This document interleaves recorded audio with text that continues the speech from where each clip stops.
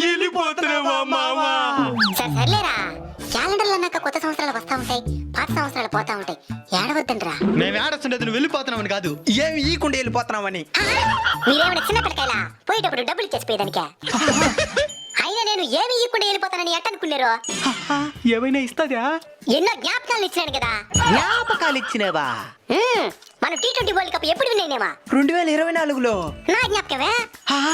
అయోధ్య రామ మందిరం ఎప్పుడు ఓపెన్ అయిందా? 2024లో. నా జ్ఞాపకమే. మన వరల్డ్ చెస్ ఛాంపియన్షిప్ ఎప్పుడు విన్నామా? 2024లో. అది కూడా నేను ఇచ్చిన జ్ఞాపకమే. ఇంకేం ఇయ్యాలి మీకు? వాళ్ళకి ఇలాంటి జ్ఞాపకాలు ఇస్తే యారు గుర్తుంటాయి? ఎవరు రాజా? ఏమరా గుర్తున్నావా? COVID-19 lockdown. ఏరా మాస్కా? ఆ మాత్రం భయం ఉండాల. సరేరా, జరిగింది ఏదో జరిగిపోయిందే.